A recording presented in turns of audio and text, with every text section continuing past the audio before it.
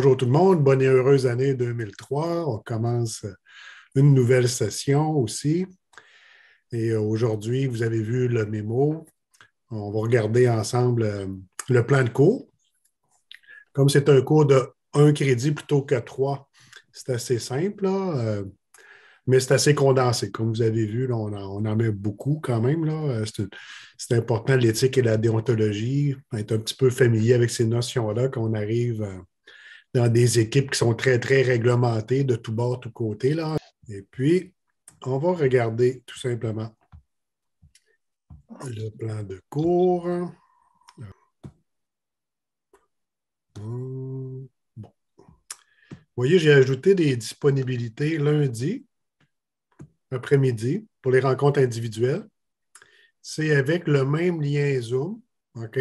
Mais il y a une salle d'attente. Si je suis en rencontre avec quelqu'un, vous allez être en salle d'attente aussitôt que j'ai fini.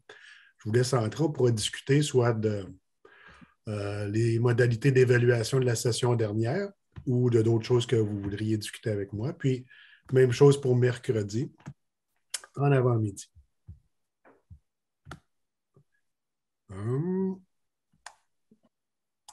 Bon, puis vous connaissez maintenant le fonctionnement. Il y avait toutes ces vidéos-là, c'était important de faire les quiz là, avant.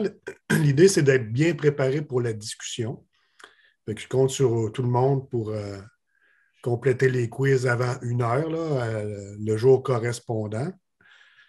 Ici, avec nous aujourd'hui, on a quelques auditeurs libres, c'est-à-dire qu'ils peuvent, avec ma permission comme chargé de cours, assister au cours. Puis s'ils reprennent le cours l'année prochaine et que c'est avec moi, ça peut faciliter le fait de reconnaître ce que vous auriez fait là, comme travail, mais ce n'est pas garanti. Ce n'est pas nécessairement les mêmes quiz, par exemple. On renouvelle un petit peu toujours la matière. Alors, soyez attentifs à ça. Ce n'est pas exactement la même chose d'année en année.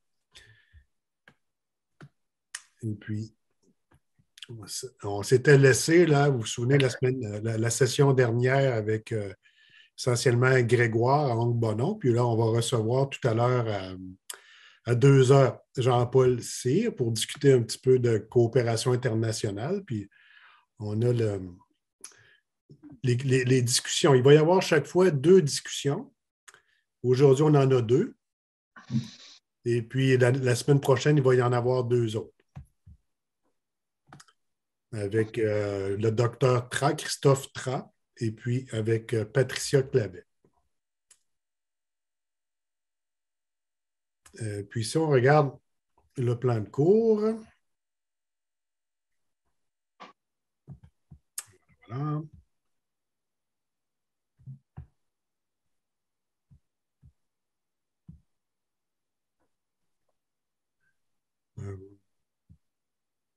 J'aurais voulu mettre ça en plein écran. Bon.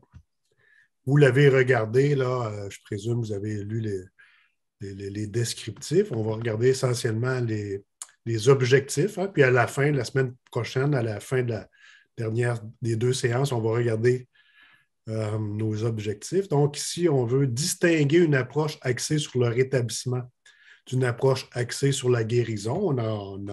On avait commencé, évidemment, la session dernière avec le cours sur le rétablissement, explorer ça.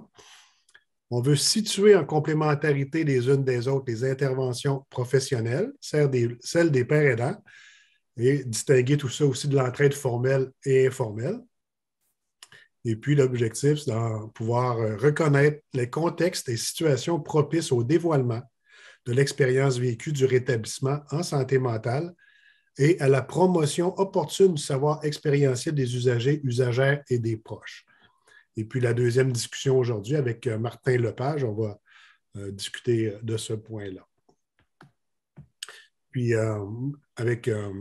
tout à l'heure, avec Jean-Paul Cyr, on va plus parler peut-être du deuxième, là, comment on peut distinguer les interventions des professionnels et celles des pères aidants.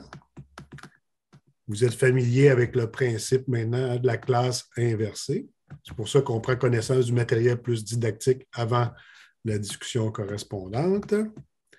Ça nous prend une bonne connexion, une caméra qui fonctionne. Hein, par respect pour tout le monde, on vous demande d'allumer les caméras. C'est le fun d'avoir le feeling de s'adresser à des gens qui nous écoutent, voir les réactions. Puis étant donné qu'on ne se voit pas en personne encore, ça serait apprécié qu'on puisse montrer de l'intérêt de cette façon-là. Ça sera la même connexion, c'est plus que vous êtes connectés. J'en déduis qu'il n'y a pas de problème de ce côté-là. Et là, ça, c'est la programmation. Donc, assez simplement, un présentateur auquel correspond un quiz et c'est numéroté exactement dans le même ordre. On s'en vient comme ça. Et la semaine prochaine, ça va être ces autres présentateurs. On a remplacé, là, il y en a qui ont remarqué qu'il y avait eu une première version où le docteur Motron était au programme pour cette semaine, mais étant donné la disponibilité de Martin, plutôt pour cette semaine, on a inversé Laurent Motron et Martin.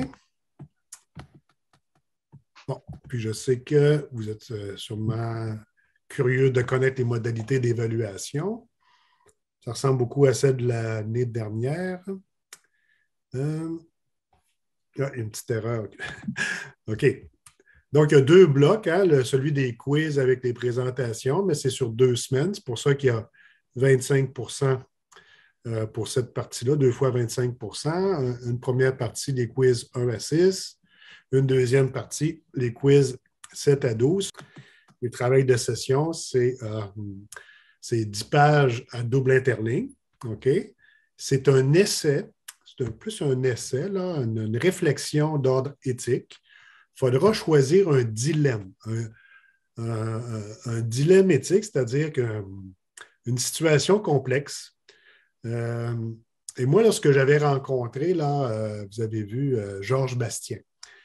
Moi, je l'avais rencontré, lui, il était intervenant en soins spirituels à l'hôpital Sainte-Justine. Puis, j'étais inscrit à un cours en éthique clinique. Puis, les cours se donnaient à Sainte-Justine et sur l'heure du midi, ils avaient des réunions d'études pour étudier des cas cliniques plus complexes, une réunion d'éthique. Et puis, les gens arrivaient avec des situations où, par exemple, donc Sainte-Justine, c'est un hôpital spécialisé dans les soins pour les enfants, les adolescents et la famille. Et parfois, ben, il y a ces jeunes-là qui, malheureusement, qui vont, dont la situation ne s'améliorera pas et on prévoit un décès. Et parfois, il peut y avoir des différences d'opinion chez les deux parents.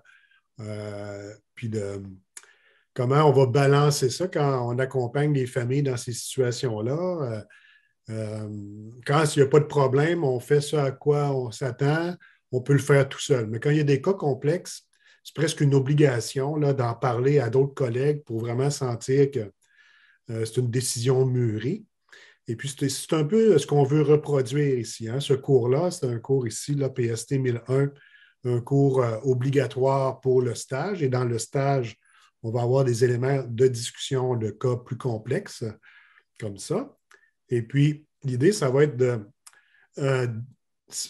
proposer un dilemme, puis je vais vous montrer quelques exemples de dilemmes et vous pourrez en proposer vous également, où là, on veut voir l'évolution de votre réflexion en cours de rédaction de l'essai en question.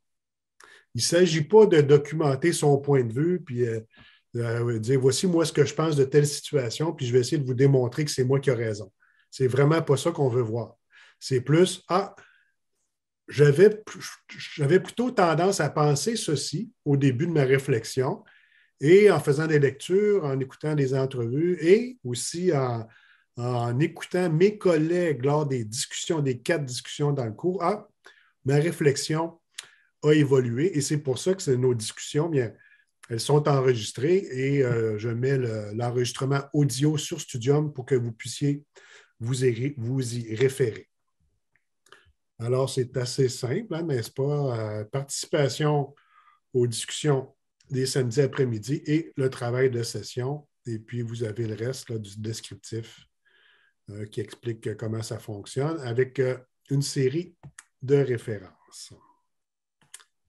Alors, voilà. Est-ce qu'il y a des questions par rapport au plan de cours?